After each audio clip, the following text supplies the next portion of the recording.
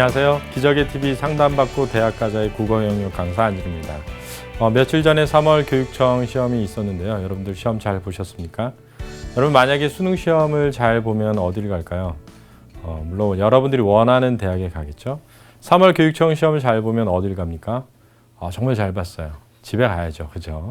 3월 교육청 시험을 잘 본다고 해서 자기가 원하는 대학을 간다거나 하는 건 아닙니다.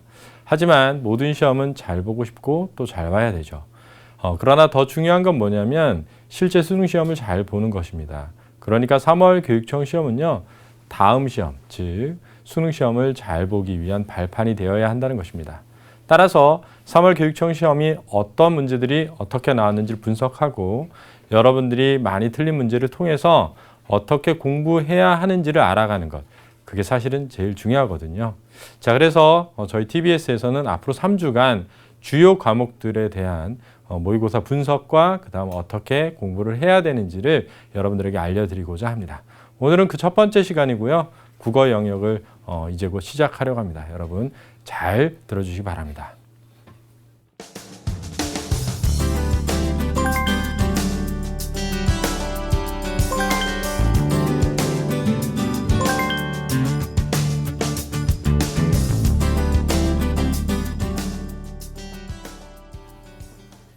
자, 그럼 먼저 제가 3월 교육청 시험에 대해서 분석을 좀 미리 해봤거든요. 그래서 표를 같이 보시면서 이번 교육청 시험이 어떠한 시험이었는지 한번 살펴보도록 하겠습니다.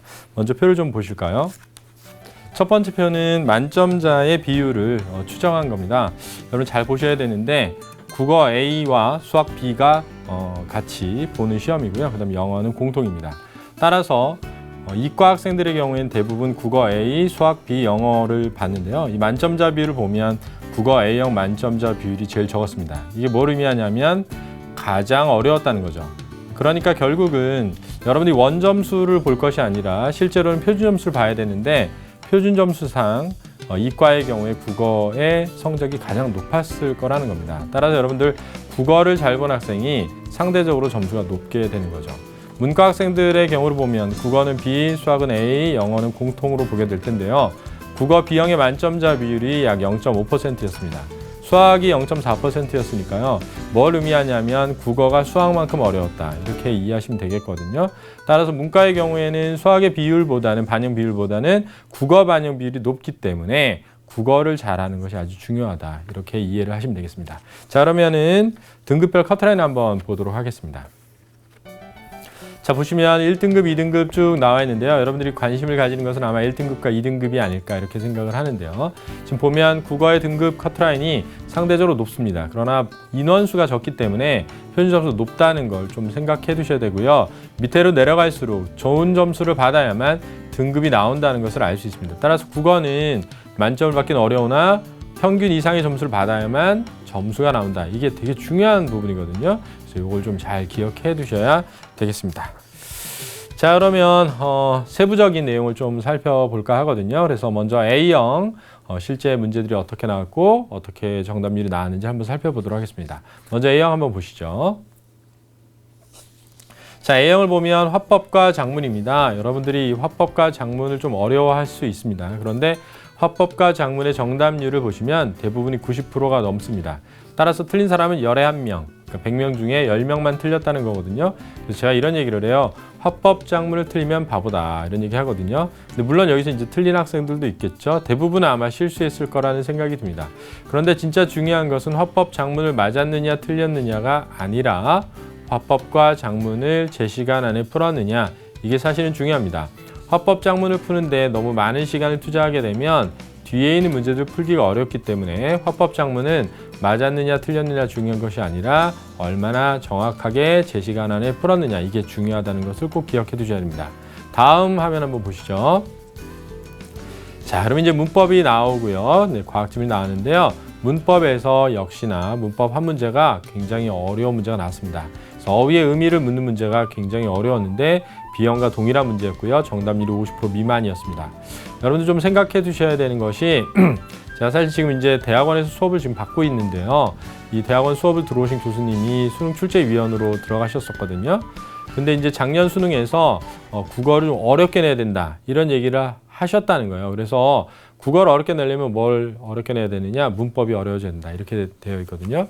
한 가지 또 얘기 드리고 싶은 건 뭐냐면은 그러니까 쉽게 말하면 이제 정부가 교체가 되고 정권이 교체되면서 지금 어떤 것이 중요해지고 있냐면 국가가 정해놓은 어떤 규칙이나 원칙을 국민들이 잘 따라했으면 좋겠다. 이런 기조가 아주 크다는 거예요. 그러니까 과거에는 다양하고 창의적인 생각을 하는 사람들이 많았으면 좋겠다라는 기조였다면 지금 국가가 정해준 대로 정해진 규칙대로 이렇게 살았으면 좋겠다. 이런 기조가 되게 크다는 거죠. 그러니까 어떻게 보면 그러한 기조가 큰 정권이 들어서게 되면 문법이 중요해진다는 겁니다. 원래 문법이라는 것 자체가 주어진 규칙에 따라서 생활을 하고 주어진 규칙에 따라서 사용을 해야 되는 거거든요. 그러니까 문법 문제가 과거에 2문제에서 5문제, 6문제로 확장이 된 거고요. 그 다음에 문법을 어렵게 내므로써 문법 공부를 좀 많이 할 수 있도록 이렇게 방향이 흘러간다는 거죠. 근데 이 기조는 지금 정권이 안 바뀌었지 않습니까? 그러니까 앞으로도 계속될 것이다라는 생각을 꼭 하셔야 됩니다. 따라서 문법을 정말 중요하게 생각하시고 문법 공부를 많이 하셔야 되는데 화법과 작문은 실제 수능에서도 새로운 유형이 출제됩니다. 그럼 잘 생각해 볼까요? 제가 화법과 작문을 열심히 공부했어요. 열심히 공부했더니 기껏 공부했더니 새로운 게 나와요. 그럼 낯설죠. 그럼 그걸 읽고 푸는데 시간이 걸립니다. 그러니까 화법과 작문은 늘 새로운 유형이 지금까지 나왔으니까 내가 공부를 하더라도 실제 수능에서는 내가 공부한 것과 관련이 없는 것들이 나올 수 있다는 걸 염두에 두고 공부를 해야 되는 거죠. 그러나 문법은요 이미 정해져 있습니다. 학교 문법은. 그러니까 학교 문법은 어떤 틀이 있고 그 틀에서 배워야 되는 내용에 처음과 끝이 있다는 거죠. 그러니까 처음과 끝이 있으니까 반드시 다 해둬야 되는 겁니다. 그래서 문법을 아주 잘 해둬야 화법, 작문, 문법을 20분 안에 풀 수 있습니다. 우리가 이제 생각해야 되는 게, 내 실력을 점검하는 거예요. 예를 들면 뭐, 프랑스 같은 데서 대학생을 뽑는 선발하는 경우를 보면 하루 종일 시험을 보게 하거든요. 그런데 우리나라는 주어진 시간 안에 이 문제를 풀 수 있는 능력이 있는가 없는가를 판단하는 거라고 보셔야 됩니다. 국어를 주어진 시간보다 2배의 시간을 주고 시험을 보게 하면 만점자가 굉장히 많아지거든요. 몰라서 틀린다기보다 시간이라는 압박 속에서 풀면서 틀리게 되는 경우가 많다는 거죠. 그러니까 문법의 경우에는 지식을 많이 쌓아둬야만 빨리 풀 수가 있습니다. 그러면 생각해 보죠. 화법과 작문은 새로운 유형이 나오니까 충분히 시간을 갖고 풀어야 되죠. 그럼 우리가 시간을 단축할 수 있는 것은 문법밖에 없습니다. 그런데 문법을 조금 공부하다 보면 어떤 생각이 드냐면 용어만 좀 잘 알아두면 문법에서 물어본 대로 이해를 해서 풀 수 있다. 이렇게 생각하거든요. 그렇게 공부를 하면 안 됩니다. 왜냐하면 문법은 빨리 풀어야 되니까요. 그러니까 그 순간 읽고 이해해서 풀기에는 시간이 너무 많이 걸린다는 거죠. 그러니까 여러분 제가 꼭 말씀드리고 싶은 건 지금부터라도 문법 공부를 완벽하게 해두셔야 됩니다. 그래서 6월 평가원 보기 전까지 문법을 적어도 2번은 돌려놔야 됩니다. 그래서 문법만큼은 내가 정말 자신 있어. 이러면 화법, 작문, 문법을 잘 넘어갑니다. 왜냐하면 화법, 작문은 어차피 정답률이 높고요. 문법은 정답률이 낮지 않습니까? 근데 문법을 잘해요. 그러면 국어를 잘할 수 있는 첫 번째 기반이 되어 있는 거고 이 화법, 작문, 문법이 15문제에서 16문제인데 시험이 8시 40분에 시작하거든요. 그럼 9시까지 풀어야 됩니다. 그래서 화법, 작문, 문법을 풀고 시계를 딱 봤을 때 9시인가? 이걸 봐야 되는 거죠. 저도 지금 생방을 하고 있는데요. 저도 시간 잘 맞춰야 되거든요. 시간을 맞추는 게 사실 시험을 지배하는 겁니다. 그래서 시간을 지배할 수 있어야 시험을 지배할 수 있다라는 생각을 꼭 가지시고 시간에 맞게 푸는 연습을 꼭 해두셔야 됩니다. 자, 그러면 그 다음 걸 한번 보도록 하겠습니다. 자, 보시면 기술, 사회, 예술이 나왔는데요. 예술에 놀랍게도 어휘 문제가 20%대의 정답률이 나왔습니다. 그러니까 10명 중에 2명 맞고 8명이 틀렸다는 것이죠. 이 문제 좀 이따 다시 같이 한번 살펴보도록 하겠습니다. 넘겨보도록 하겠습니다. 넘겨보면 이제 문학이 나오는데요. 문학도 정답률이 그렇게 낮진 않습니다. 한 70% 정도 나오는데 전반적으로 정답률이 낮은 것이 뭐냐면 고전소설입니다. 그래서 고전소설에 대한 대비가 아주 필요하다. 이런 걸 좀 봐주실 수 있겠죠. 넘겨보도록 하죠. 그 다음에 이제 마지막 현대소설의 서사 순서를 묻는 문제가 50%대 정답률이 나왔거든요. 이 문제도 제가 좀 이따 다시 봐둘 건데 이것도 이제 어떤 특징이 있는 겁니다. 왜 이 문제의 정답률이 낮았느냐라고 한다면 사실은 이게 마지막에 나왔습니다. 그래서 시간이 많이 부족했던 거죠. 문과 걸 한번 보도록 하겠습니다. 넘겨보죠. B형도 이제 화법과 작문은 보시면 정답률이 전반적으로 높다는 거 알 수 있고요. 넘겨보면요. 문법에서 정답률이 50%대가 2문제나 보이죠, 그죠? 그러니까 이렇게 문법을 잡지 않으면 안 된다라는 겁니다. 그리고 사회 지문이 경제 지문이 나는데요. 경제 지문이 나오면 문제가 어려워집니다. 어려워지다 보니까 19번의 경우에는 40%대밖에 안 나왔거든요. 이 문제도 제가 좀 이따가 다시 한번 살펴보도록 하겠습니다. 넘겨보죠. 넘겨보면 이제 예술에서 어휘 지문이 있는데 이 어휘 지문이 바로 아까 이과하고 문과하고 공이 나왔던 거고 문과도 20%대밖에 안 나왔습니다. 그러니까 어렵게 나오면 문과든 이과든 어렵다. 이걸 이제 보여주는 예라고 할 수 있겠죠. 문학으로 넘어가 보죠. 문학으로 넘어가면 고전소설 운영전이 나왔는데 운영전이 사실은 굉장히 유명한 작품이거든요. 그럼에도 불구하고 많이 틀렸습니다. 왜냐하면 자주 나오던 부분이 안 나왔거든요. 그래서 이것도 좀 이따 제가 어떻게 해야 되는지 설명해 드리도록 하고요. 넘겨보면요. 현대소설에서도 마지막 서사 문제가 이과하고 공통 문제였거든요. 그래서 같은 문제를 틀렸다는 걸 알 수 있습니다. 자, 저를 잠깐 보시면 자, 이런 얘기를 좀 해드리고 싶어요. 전반적인 얘기에서 화법, 작문, 문법, 그다음에 비문학이 있거든요. 이제 이걸 이제 독서라고 하는데 지금 이제 독서와 문법이란 책이 있어서요. 비문학은 뭐 이제 인문, 사회, 과학, 기술, 예술이 나오고요. 그 다음에 이제 문학이 나옵니다. 문학이 나오면 뭐 현대시, 고전시, 현대소설, 고전소설이죠. 물론 여기에 극하고 수필이 복합지문으로 나올 수 있습니다. 예를 들면 극이나 수필이 현대소설이나 고전시랑 복합지문 이렇게 나올 수 있거든요. 그래서 이제 8시 40분에 시험이 시작을 해요. 8시 40분에. 그럼 이제 우리가 시간을 지배해야 되니까 시작 요이 땅 해가지고 시작을 하면 9시가 됐을 때는 비문학을 풀고 있어야 됩니다. 이해됐죠? 9시가 돼서 출발 딱 해가지고 문학을 풀 때는 9시 30분에는 문학을 풀고 있어야 됩니다. 그래야 9시 50분에 시험이 끝나고 마킹을 시작할 수 있거든요. 마킹하고 점검을 할 수 있는 시간 10분 나오는 겁니다. 그래서 여러분들 학교에서 학교마다 수능 모의고사 시험 보는 시간이 다를 수 있는데요. 여러분들은 시계를 꼭 장만하셔가지고 반드시 8시 40분에 맞춰두세요. 왜냐면 수능이 8시 40분에 시작하니까. 그래서 내가 이 시간 안에 풀 수 있는지 없는지를 점검해둬야 됩니다. 따라서 여러분들이 나는 화법, 작문, 문법은 다 맞았고 비문학 조금 틀렸고 문학을 와장창 틀렸어요. 저는 문학을 못하는 것 같습니다. 이렇게 생각하는데 실제로 풀어본 시간을 보면 화법, 작문, 문법 했더니 9시 15분이야. 그 다음에 비문학 다 풀었더니 9시 45분이야. 15분 남았는데 문학 어떻게 풉니까? 막 그냥 후다다닥 풀거든요. 후다다닥 푸니까 와장창창 틀리죠. 그러고는 나는 문학 못하나 봐. 이렇게 하는데 화법, 작문, 문법을 못하는 거죠. 그러니까 이걸 기억해 두셔야 돼요. 주어진 시간 안에 풀 수 있는 능력을 묻는 거니까 여러분들이 시간을 맞춰서 푸는 연습을 해보고 내가 진짜 부족한 게 뭔지를 알아야 된다라는 것이죠. 이해됐죠? 그러면 여기서 이제 한 가지 중요한 건 내가 뭘 잡을 것인가인데 화작문에서 문법을 잡아야 됩니다. 그러니까 문법을 120% 확실하게 알고 계셔야 돼요. 알았죠? 그 다음 비문학에서 뭘 잡아야 되느냐? 문과 학생들은 과학을 반드시 잡아야 됩니다. 문과 학생들은. 그죠? 그러니까 과학 지문은 진짜 어떻게 나오든 잘 풀 수 있게끔 해놔야 된다는 거죠. 그래야 비문에서 취약한 게 없고 취약한 게 없어야 자신감이 생기거든요. 이과 학생 반대로 인문사회 지문을 확실하게 해둬야 됩니다.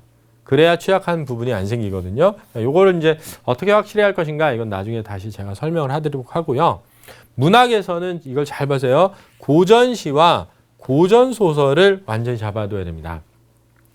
고전시는 지금 현재 EBS에서 출제되고 있거든요. 올해 이제 EBS를 어떻게 할 것인가에 대한 논쟁이 막 붙었는데 반영 비율을 줄이자 이런 얘기가 많았습니다. 근데 반영 비율을 유지하기로 했습니다. 70%를. 단 그대로 내는 것은 하지 않기로 했습니다. 알았죠? 그런데 EBS에서 꼭 나오는 게 바로 이 고전시입니다. 그러니까 여러분들은 EBS에 나온 고전시만큼은 120% 해석해둬야 됩니다. 그래서 120% 해석하는 건 뭐냐면 그냥 그 말 뜻이 뭔지를 해석하는 게 아니라 그 배경까지 알고 있어야 되는 거죠. 이랬죠. 뭐 예를 들면 왕방현이 쓴 시조를 우리가 배웠다고 합시다. 그러면 시조 뜻이 뭐야가 아니라 왕방현이 의금부 부사였어. 의금부 부사인데 단종이 죽을 때 거기 가가지고 사약을 먹이고 돌아오는 길이었어. 이런 것까지 알아야 된다는 거죠. 그래야 풀 수 있는 문제가 나오니까요. 그죠? 그 다음 고전소설은요. 우리가 사실은 우리가 살던 시대가 아니기 때문에 그 시대의 사람들의 삶을 잘 이해 못하는 경우가 많아서 이해가 잘 안 됩니다. 그러니까 현대소설은 그나마 읽고 이해해서 풀 수가 있는데 고전소설은 이해가 잘 안 되기 때문에 고전소설은 반드시 다 읽어놔야 됩니다. 근데 수능 특강에 나와 있는 고전소설 작품 수가 8개거든요. 8개의 고전소설을 다 읽는데 보통 보면 페이지 수로 한 200페이지가 좀 덜 나와요. 책으로 따지면 120페이지 정도 나오거든요. 그러면 한 달에 한 2번 읽을 수 있어요. 그러면 수능 때까지 3번만 읽어도 고전소설은 완벽하게 준비가 됩니다. 그래서 자 이거죠. 제가 여러분들한테 알려드리고 싶은 전략은 첫 타임에 문법을 잡고 두 번째 타임에 인문사회 이과 학생들은 문과 학생들 과학을 잡고 세 번째는 고전시랑 고전소설을 잡자. 그랬더니 제일 어려운 거 잡으라고 그러시네요. 그러는데 원래 그런 겁니다. 공부는. 가장 어려운 걸 확실히 잡아놔야 쉬워지는 거예요. 자신 있는 게 생겨야 잘할 수 있게 되는 거죠. 올해 이번에 뭐라고 얘기했냐면 작년하고 비슷한 수준에서 내겠다 이랬거든요. 그러면서 딱 집어서 말했어요. 뭐라고 하냐. 수학을 쉽게 내겠다. 이렇게. 그럼 수학을 쉽게 내죠. 영어도 쉽게 내죠. 그럼 결국은 뭐죠? 국어가 아주 중요해질 겁니다. 자, 그러면 지금까지 제가 말씀드린 거 간략하게 한번 뒤집어 보도록 하겠습니다.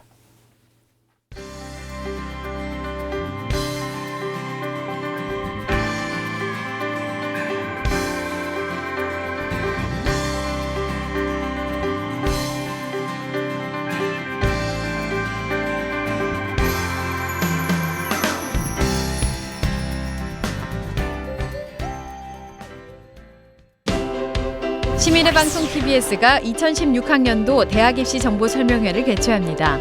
수시 모집 증가와 학생부 종합 전형 확대 등 달라진 2016학년도 대학 입시에서 나에게 맞는 전략을 한 발 앞서 세울 수 있는 기회. 3월 26일 목요일 저녁 6시 30분 구로 구민회관.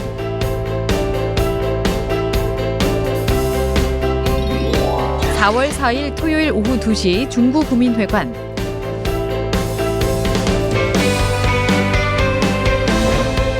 3월 모의고사 이후 학습 대책은 물론 2016학년도 대입 전략의 밑그림을 그려보시기 바랍니다. 이번 입시 정보 설명회는 사전 신청 없이 선착순으로 입장 가능하며 문의 전화는 02-311-5441번에서 2번입니다. TBS 2016학년도 대학 입시 정보 설명회에 수험생과 학부모 여러분의 많은 관심 바랍니다. 본 입시 정보 설명회는 무료로 진행됩니다. 자, 그러면 실제 시험 문제를 같이 보면서 어떻게 공부를 해야 되는지를 한번 설명해 보도록 합니다. 자, 그러면 이과 학생들은 보지 않았겠지만 문과 학생들이 굉장히 어려웠던 문제 하나를 같이 보면서 설명해 드리도록 하죠. 자, 화면 한번 보시죠.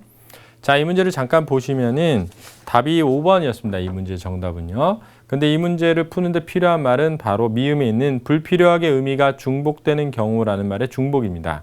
그 다음 그 밑에 보시면 착한 너의 후배라는 문구 보이시죠? 요걸 이제 보고 푸는 문제였거든요. 자, 한번 여기를 보시죠. 제가 이제 설명드리는 거를 잘 이해하셔야 되는데 앞에 한번 보실게요.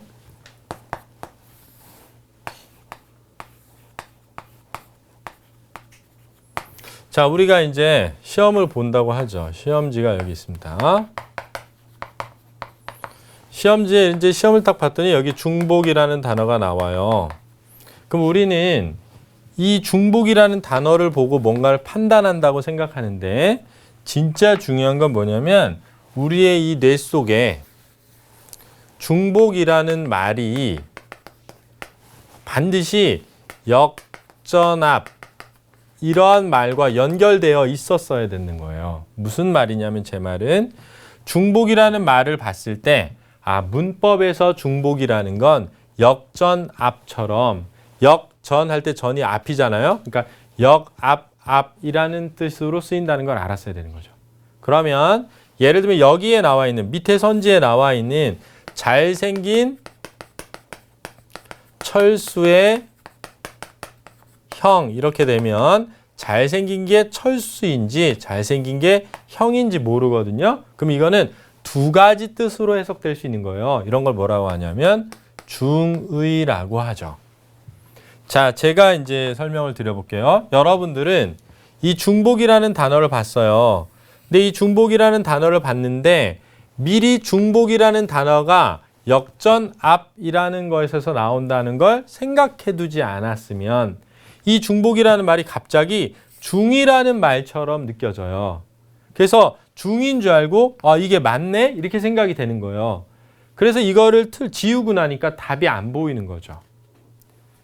자, 이런 일이 사실은 문제에서 굉장히 많이 일어나는 거거든요. 그래서 우리가 꼭 알아야 되는 건 뭐냐면 국어 공부라는 건 시험지를 보고 이해하는 게 아니라 내 머릿속에 이미 그 시험지와 관련된 단어들이 저장되어 있어야만 그걸 풀 수 있다는 거예요. 그러니까 국어 공부는 내 머릿속에 시험 문제에 나오는 용어들을 미리 집어넣는 것이지 내가 시험지를 보고 그걸 알아서 푸는 게 아니라는 겁니다. 이게 굉장히 중요한 거거든요. 자, 이러한 형태가 나온 게 이제 소설 문제인데 한번 잠깐 다음 문제 한번 보실게요. 화면을 보시죠. 자, 이 문제 한번 보시죠. 이게 문과, 이과가 같이 봤던 문제거든요. 잘 보세요. 중략 부분의 줄거리에 이렇게 써 있었어요. 노인과 함께 산을 내려와 헤어지며 나는 어머니와 있었던 일을 회상한다라고 되어 있거든요. 근데 45번 문제가 뭐냐면 위 글의 장면을 사건이 일어난 순서대로 정리할 때 가장 뒤에 오는 것은 이랬거든요. 밥상에서 미역국이 식어가는 장면, 이게 바로 어머니와 있었던 일이거든요. 그럼 이거는 회상이기 때문에 가장 뒤에 올 수가 없죠. 그런데 엄청 많이 했어요, 이 답을. 그럼 왜 이 답을 했을까? 자, 보시죠. 지금 시험지에 회상이라는 단어가 나왔습니다. 그런데 선생님은 이 회상이라는 단어를 보자마자 되게 중요하다는 걸 알고 있었어요. 왜냐하면 내 머릿속에는 소설이라고 하는 것은 인물과 인물의 관계와 그 다음에 시간이 매우 중요하고 자주 출제된 거라는 걸 알고 있었거든요. 내 머릿속에 있었단 말이에요. 내가 이걸 이미 갖고 있으니까 글을 읽다가 이게 딱 보이자마자 제가 여기다가 정확히 3번 동그라미 쳤더라고요. 시험 풀 때. 그러니까 저는 이거를 읽고 3번 동그라미 치면서 머릿속에 이게 되게 중요한 거야 라는 걸 집어넣은 거죠. 그리고 뒤에 문제가 나오자마자 회상이라고 되어 있는 뒷부분에 있는 건 다 지웠어요. 그러니까 1번이 제일 먼저 지워졌거든요. 근데 많은 학생들은 이걸 읽었습니다. 읽었는데 그게 머릿속에 남질 않은 거예요. 왜? 내가 그게 중요하다는 걸 미리 생각한 적이 없었으니까. 원래 사람은 그런 거예요. 그러다 보니까 이걸 읽었음에도 불구하고 이거 어디로 날아가 버리고 읽다가 맨 뒤에 있었던 게 1번이거든요. 지문 맨 뒤에. 그러니까 지문 맨 뒤에 있던 걸 답으로 한 거죠. 그래서 틀린 겁니다. 자, 이건 이제 인지과학적인 걸 좀 잘 봐야 되는데요. 이거예요. 자, 지금부터 선생님이 하는 말 잘 들어보세요. 예를 들면 1등급 학생의 뇌 구조를 제가 한번 그려보겠습니다. 뇌가 A, B, C, E, F, G, H, I 이렇게 들어있다고 해봅시다. 2등급 학생은요. A, B, 그 다음에 C, F, G, I 이렇게 들어있어요. 그럼 3등급 학생은 A, B, 그 다음에 F, I 이렇게 들어있는 거예요. 그러니까 등급이 낮을수록 뭐냐면 갖고 있는 지식이 적은 거예요. 물론 있잖아요. 만약에 게임과 관련된 용어라고 해보죠. 그러면 어쩌면 3등급 학생이 더 많은 용어를 갖고 있는 거예요. 그러니까 저한테 나 게임 하나 하려고 그랬는데 뭐가 안 되는데 어떻게 해야 돼? 그랬더니 뭘 하세요? 이래요. 그럼 저는 그거 못 알아들어요. 왜냐하면 그 단어를 알기 위해서는 다른 단어들도 알고 있어야 되거든요. 근데 제가 아는 단어가 몇 개 없으니까 말해줘도 모르는 거죠. 말해줘도. 이게 되게 중요한 겁니다. 그러니까 우리가 중복이라는 단어 우리 머릿속에 있죠. 그런데 문법 문제를 풀 때의 중복이라는 단어가 어떤 의미인지가 머릿속에 없는 거예요. 회상이라는 거 원래 머릿속에 있죠. 근데 소설을 읽을 때 회상이라는 말이 어떻게 쓰이는지가 내 머릿속에 없는 거죠. 이걸 잘 이해해 두셔야 돼요. 그럼 이제 예를 들면 D를 배운다고 합시다. D를. 그럼 선생님이 D를 가르쳐줘요. 그럼 1등급 학생은 C 다음에 오고 E 앞에 오는구나 이렇게 이해되는 거죠. 2등급 학생은 D를 가르치면 C 다음에 오는구나 이렇게 되는 거죠. 근데 3등급 학생은 D를 가르쳐주면 어디 연결이 안 돼요. 그러면 누가 제일 먼저 이 D를 잊어버리게 되느냐? 3등급 학생이 제일 먼저 잊어버리는 거예요. 그러니까 공부를 똑같은 거라도 기억에 더 오래 남는 건 1등급이죠. 이게 진짜 중요한 겁니다. 그래서 여러분들이 왜 이런 현상이 일어나는지 해볼게요. 잘 봐요. 망치로 머리를 빵 때렸어요. 공양 이렇게. 그래가지고 뇌세포가 손상이 됐습니다. 뇌세포가 손상이 됐는데 놀랍게도 주방과 관련된 단어들을 딱 까먹은 거예요. 실제 실험을 했더니. 그러니까 주방 관련된 단어들이 한 곳에 모여 있었던 겁니다. 자, 제가 토끼라고 해볼게요. 토끼. 그럼 여러분들 뭐가 떠오르나요? 제가 토끼 그랬더니 뭐 토질, 토양 이런 게 떠올릴 리가 없어요. 토끼 털, 토끼 풀, 예를 들면 토끼 집, 당근, 여우 이런 단어들이 떠오르게 돼 있죠. 그죠? 그러니까 우리가 이걸 이해해야 돼요. 어떤 어휘들이 우리 머릿속에 저장될 때는 관련된 것끼리 같은 곳에 저장되게 되어 있습니다. 그래야 잘 기억되니까요. 그럼 제가 이제 주방을 간다고 하죠. 제가 주방을 향해서 가려고 그래요. 그러면은 주방을 간다는 걸 눈으로 시지각으로 인지를 하죠. 그러면 주방 관련된 방에 뉴런 있는 곳에 불이 켜집니다. 그러면 주방 관련된 단어들이 차차차차작 떠올라요. 그래야 내가 이게 어디 있고 이게 어디에 쓰는 거고 뭐 하는 건지를 알죠. 그래서 내가 그릇을 찾으려고 찬장문을 열었는데 없어요. 그러면 차차차작 불이 켜진 근처에 어디 근처에도 있을 수 있다는 게 켜지는 거죠. 만약 여러분들이 학교에 가서 공부를 하려고 딱 하는데 주방 관련된 단어들이 계속 떠오른다. 그럼 미치죠. 미치는 겁니다. 생각해 보세요. 그러니까 뭐냐면 내가 과학 지문을 공부하려고 딱 하면 과학 지문과 관련된 방에 불이 켜지는 거예요. 근데 방 안에 단어들이 텅 비었어. 그럼 못 풀죠. 여러분들이 문법 문제를 푸는데 문법과 관련된 부분에 불이 딱 켜졌는데 그 안에 중복이라는 단어가 없어요. 그럼 중복이라는 단어는 저 딴 데 있죠. 그럼 모르는 겁니다. 문제를 풀 수가 없죠. 그러니까 결국은 뭐냐면 짜 넣을 때 반드시 관련된 것을 같이 짜 넣어야 됩니다. 그러니까 얘는 D를 외울 때 E도 외워야 기억을 오래 하죠. 얘는 C도 외우고 얘는 E도 외워야 되니까 얘는 공부할 때 제일 어렵습니다. 그러니까 성적이 낮을수록 해야 되는 양이 당연히 많은 거죠. 그런데 많은 학생들은 그냥 그 지식 하나만 꼴랑 외우려고 한다는 거죠. 그걸 연결지어서 이해하지 못한다는 겁니다. 그래서 관련된 것을 연결지어서 같이 짜 넣어야만 저장이 된다는 겁니다. 물론 이런 게 있어요. 12세 미만이에요.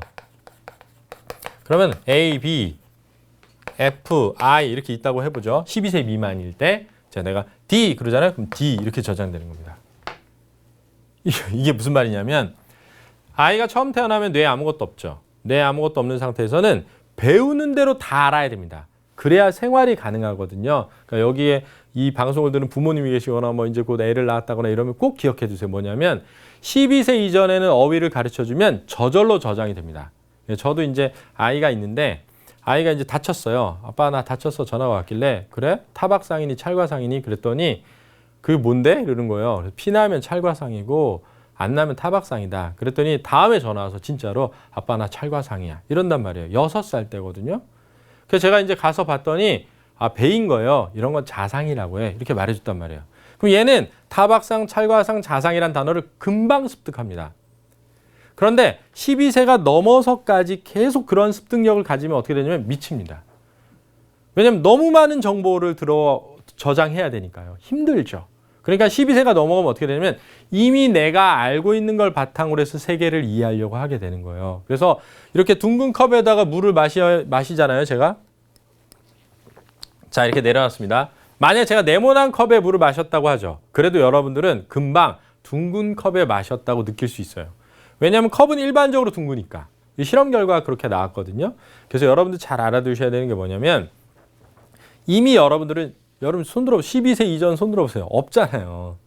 그러니까 저절로 외워지는 단계가 끝났습니다. 그러면 어떻게 되냐면 관련된 걸 짜서 넣어야만 기억이 된다는 거예요. 이거를 잘 짜 넣는 연습을 해 두셔야 되는데 제가 좀 이따가 문제를 하나 통해서 알려드리도록 하고 그러면 다음 문제 한번 잠깐 보실게요. 다음 문제를 보시면 이게 이제 가장 어려웠던 20%짜리 문제였습니다. 그래서 보면 이렇게 돼 있죠. 지금 입증에 대한 걸 밑줄을 긋고 입증의 뜻을 물었습니다. 근데 많은 학생들이 이게 1번이 답이었는데 옳고 그름을 이유를 들어 밝히다는 논증입니다. 입증이 아니라. 그런데 2번을 많이 했어요. 왜 2번을 했니? 라고 하면 대부분 뭐냐면 3, 4, 5번은 아니라는 걸 알았고 2번은 헷갈렸습니다. 잘 모르는 단어예요. 이 단어는. 2번은 모르는 단어, 1번은 약간 이상한 단어 이랬거든요. 근데 애들은 대부분 학생들은 모르는 게 틀렸을 거라고 생각하게 돼요. 그래서 2번을 답으로 한 거죠. 그러면 안 됩니다. 모르는 게 틀린 게 아니라 이상한 게 틀린 겁니다. 그러니까 여러분들 만약에 수능에서 똑같이 어휘 문제였는데 모르는 게 하나 있고 이상한 게 하나 있다. 이상한 걸 찍으셔야 돼요. 찍을 때는. 모르는 걸 찍으면 안 됩니다. 그런데 이 문제가 되게 중요한 문제였어요. 왜 중요한 문제였는지는 다음 문제를 한번 보시면 알게 됩니다. 다음 문제 한번 보시죠. 넘겨볼까요? 자, 이 문제를 잘 보세요. 이 문제는 2013년도에 수능에 나왔던 문제입니다. 그러니까 이 3월 교육청을 준비했던 여러분들은 한 번쯤은 풀어봤을 확률이 높은, 즉 3등급 이상이라면 풀어봤을 확률이 높죠. 그런데 여러분 보세요. 이 C 있는 부분에 뭐라냐면 보여줄 수는 없지만 이렇게 되는데 그게 뭐냐면 입증입니다. 그 다음 그 뒤에 이 논증에서처럼 이렇게 나와 있거든요. 그러면 입증과 논증이 나온 거죠. 13년 수능에. 그걸 3월 교육청에 바꿔서 낸 겁니다. 그럼 잘 한번 보실까요? 우리가 기출 문제를 공부를 합니다. 그런데 많은 학생들이 이 기출 공부를 할 때 문제를 푸는 것에 급급해요. 그래서 내가 문제 풀어봤어. 그럼 나는 공부했어. 이렇게 이해하는 거죠. 공부는 이게 아니라 내 뇌 안에 많은 어휘들을 집어넣는 것입니다. 근데 아까 말씀드렸지만 이 어휘들을 집어넣으려면 관련된 걸 짜 넣어야 된다 그랬잖아요. 이렇게 짜 넣는 건 지난번 TBS 상담받고 대학가자에 제가 강의를 했습니다. 그러니까는 그걸 보시면 돼요. 어떻게 짜 넣어야 되는지를. 그래서 우리말의 어순에서 서술어 바로 앞에 나오는 부분이 중요한데 그 단어와 그 다음 단어와 그 다음 단어와 그 다음 단어를 연결 지으면서 짜 넣으라고 했거든요. 이게 아주 중요합니다. 그렇죠? 그러니까 만약에 내가 13년 수능을 공부를 했는데 이 문제를 틀렸다면 13년 수능을 그냥 단지 문제풀이 하는 걸로 했다는 거죠. 그걸 통해서 내가 뇌 속에 더 많은 정보를 넣어두려고 한 게 아니라 그냥 문제만 풀고 끝난 거죠. 그러니까 결국은 점수가 안 나오게 된 겁니다. 그러니까는 공부라는 것에 대해서 이해를 잘 해두셔야 돼요. 제가 말씀드렸던 것처럼 공부는 문제를 많이 푸는 게 아닙니다. 내 뇌 속에 얼마나 많은 어휘를 짜 넣느냐인데 이때 일상에서 쓰는 어휘들이 저장되어 있는 양이 많으면 물론 공부를 잘하죠. 그런데 실제 중요한 건 그 과목에 대해서 공부할 때 짜 넣을 것들은 따로 저장을 해둬야 된다는 겁니다. 그거를 많이 할수록 실력이 늘죠. 그럼 어떻게 해야 되느냐? 단어장을 만드세요. 그러니까 뭐냐면 영어 단어처럼 단어장을 만드는데 실제 영어 단어장의 10분의 1 정도의 노력을 기울이면 10배 정도의 성적 향상을 볼 수 있습니다. 제가 많이 해봤거든요. 지금부터라도 문제를 풀다가 지문에서 모르는 단어 또는 문제에서 묻는 말 중에서 모르는 단어들이 나올 때마다 정리를 해보세요. 화법에서 예를 들면 반언어적 표현이라는 말이 나왔다. 그러면 반언어적 표현은 뭐 말의 목소리의 크기나 빠르기나 이런 것과 관련되어 있다는 걸 정리하라는 겁니다. 이거를 개념어 정리라고 하기도 하고 선지 정리라고 하기도 하는데 어쨌든 단어장을 만드는 것이거든요. 지금부터 공부하면서 수능 보는 날까지만 만들어 두시고 들고 다니면서 읽으면 분명히 성적 향상에 도움을 얻을 수 있을 거라고 확신합니다. 꼭 만드셔야 됩니다. 자, 그러면 이제 오늘의 진짜 중요한 문제 하나를 같이 한번 풀어볼까 하거든요. 한번 화면을 보시죠. 자, 이 문제가 3월 교육청 모의고사에서 문과 학생이 굉장히 어려워했던 문제인데요. 이런 겁니다. 읽어볼게요. 제가 B의 각 점에서의 접선의 기울기는 이렇게 기울기에 제가 빨간색 표시를 해뒀거든요. 여가시간 한 단위의 한계 효용에 대한 소득의 한계 효용에 비인 한계 대체율을 나타낸다 이랬거든요. 굉장히 어려운 말이 많이 나왔죠. 그죠? 근데 사실 여러분들이 한계 효용이라는 단어의 뜻을 미리 알고 있다면 이 글을 쉽게 읽을 수 있는데 그렇지 않으면 굉장히 어려워지거든요. 그 다음 또 이렇게 말합니다. 한계 대체율은 동일한 효용을 유지하면서 여가 한 단위를 더 선택하기 위해 포기해야 하는 소득의 양을 의미한다. 이렇게 돼 있고 밑에 보기에 A는 여가를 소득보다 선호한다 이렇게 돼 있습니다. 자, 칠판 한번 같이 보실게요. 잘 보세요. 한계 대체율에 대한 설명이 나왔는데 앞에도 나오고 뒤에도 나왔습니다. 앞에는 뭐라 했냐면 여가에 대한 한계 효용 분해의 소득에 대한 한계 효용이 바로 한계 대체율이다 이렇게 나와 있거든요.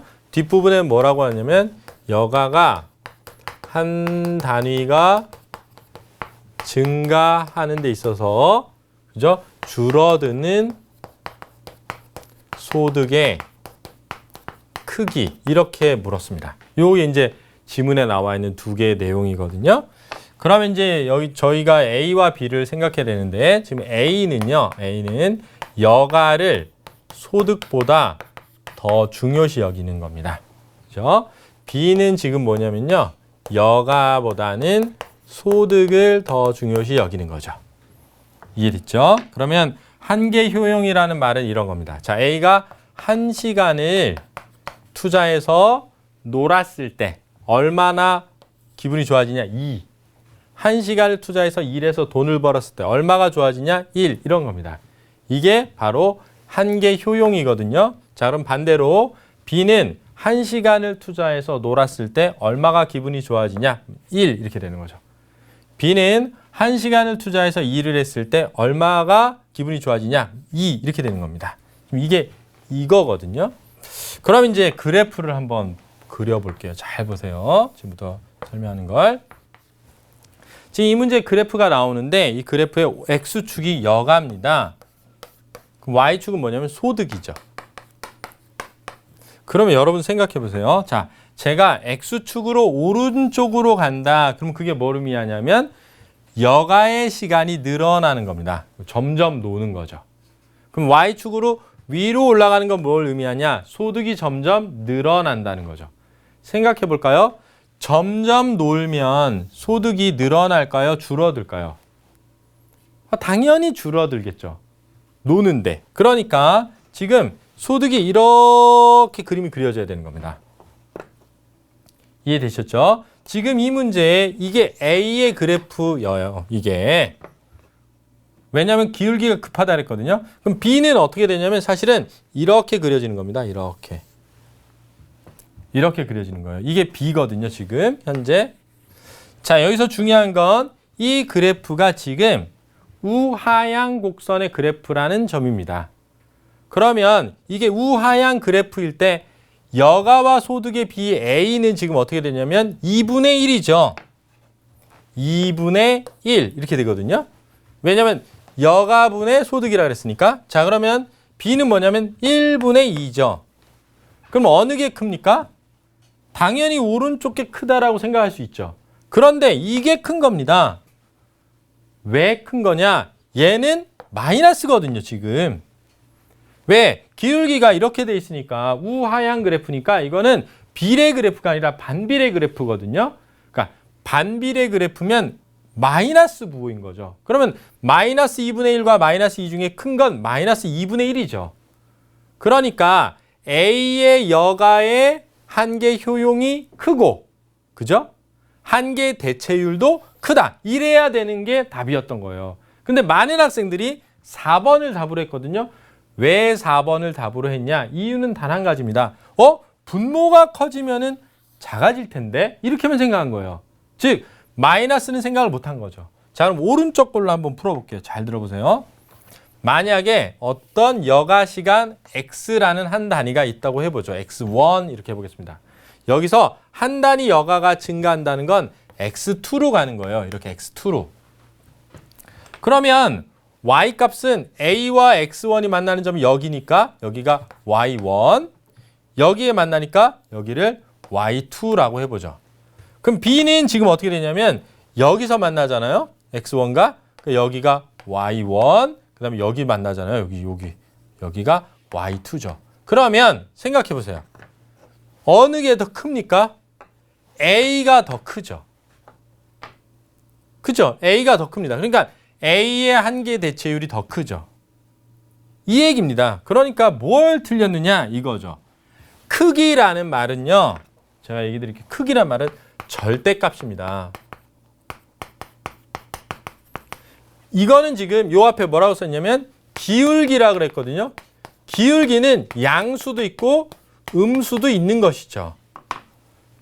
그러니까 기울기는 음수가 나오게 되면 분모가 클수록 커지죠. 그런데 절대값은 그렇지가 않으니까 이 오른쪽을 보고 푼 학생들은 답을 맞았고 왼쪽을 보고 푼 학생들은 틀린 학생들이 많았다는 거예요. 근데 이 왼쪽과 오른쪽은 같은 말인데 왼쪽은 음의 수고 오른쪽은 절대값이었으니까 다르게 느꼈다는 거죠. 그럼 이때 중요한 건 뭐였느냐? 이겁니다. 제가 말씀드리고 싶은 건 기울기라는 말과 그죠? 크기라는 말에 대한 내 뇌 속에 이 단어들이 어떤 의미를 지니는지를 알고 있느냐 모르느냐의 문제인 거죠. 여러분도 있잖아요. 세상에 나가보세요. 되게 많은 사람이 되게 다양하게 살고 있죠. 자기가 일을 하고 있는 어떤 관련 분야에 대한 단어들을 다 잘 갖고 있어야 일 처리를 잘합니다. 한번 생각해 보세요.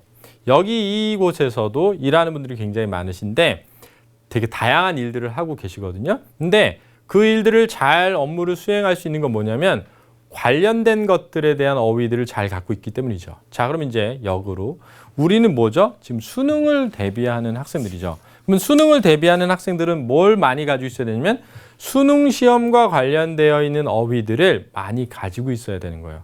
따라서 여러분들 있잖아요. 그냥 막 공부를 미친 듯이 문제를 풀지 마세요. 내가 오늘 몇 개의 단어를 알게 되었나? 내가 오늘 몇 개의 단어를 외웠나? 이해했나? 이게 공부입니다. 이게 안 되면 계속 그냥 공부는 안 하고 시간만 가고 되돌이표만 막 하는 그런 현상이 나오게 되는 거거든요. 그래서 그거를 좀 잘 생각해 보셔야 되겠습니다. 자, 그러면 지금까지 제가 설명드린 것을 한번 되짚어보는 시간을 갖도록 해보도록 하겠습니다.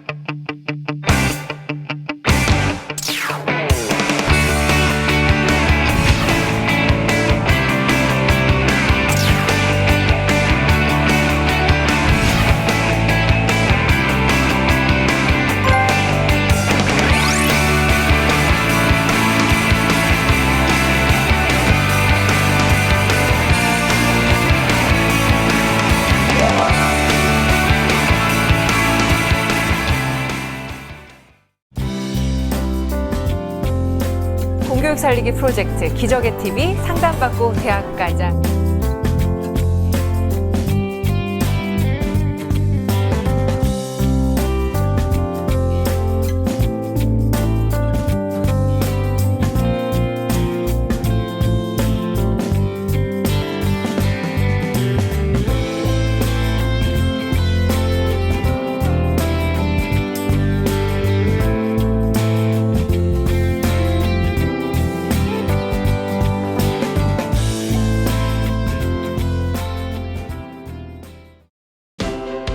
시민의 방송 TBS가 2016학년도 대학 입시 정보 설명회를 개최합니다. 수시 모집 증가와 학생부 종합 전형 확대 등 달라진 2016학년도 대학 입시에서 나에게 맞는 전략을 한 발 앞서 세울 수 있는 기회. 3월 26일 목요일 저녁 6시 30분 구로 구민회관.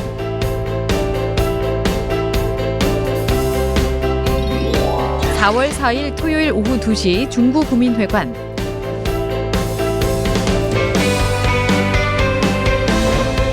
3월 모의고사 이후 학습 대책은 물론 2016학년도 대입 전략의 밑그림을 그려보시기 바랍니다. 이번 입시 정보 설명회는 사전 신청 없이 선착순으로 입장 가능하며 문의 전화는 02-311-5441번에서 2번입니다. TBS 2016학년도 대학 입시 정보 설명회에 수험생과 학부모 여러분의 많은 관심 바랍니다. 본 입시 정보 설명회는 무료로 진행됩니다. 수시 합격에 대한 궁금증,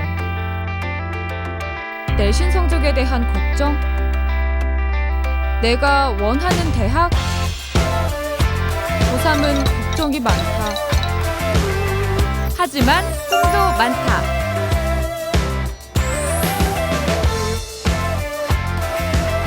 내 꿈이 이루어질 수 있도록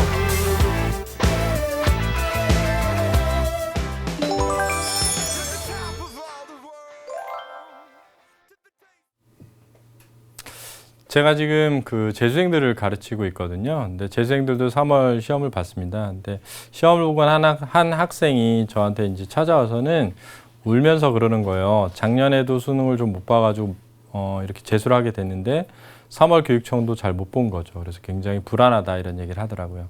그래서 제가 그런 얘기를 했습니다. 너는 언젠간 죽는다 이렇게 얘기했거든요. 근데 언젠간 죽는다는 분명한 사실을 알고도 오늘 잘 살고 있다. 그러니까 생각해 보세요. 우리는 가장 비극적인 결말을 알면서도 아무 걱정 없이 살고 있거든요. 그러니까 여러분들도 마찬가지죠. 그러니까 여러분들이 죽음을 극복하고 살 수 있는 것처럼 수능 시험에 내가 어떻게 될 것인가에 대한 불안이 있을 수 있지만 자기 자신을 믿고 최선을 다해서 열심히 하면 되는 겁니다. 여러분들은 이미 죽음을 앞두고도 불안해하지 않고 살아갈 만큼 용기를 가지고 있거든요. 그 용기를 절대 잊지 마시고 지금 내가 성적이 낮다면 다음엔 좀 더 나은 단계로 나아가겠다는 생각만 하면 분명히 성공하실 수 있을 겁니다. 자, 그러면 오늘 여기까지 하고요. 다음 주에도 기적의 TV 상담받고 대학 가자 많은 시청해 주시면 고맙겠습니다. 감사합니다.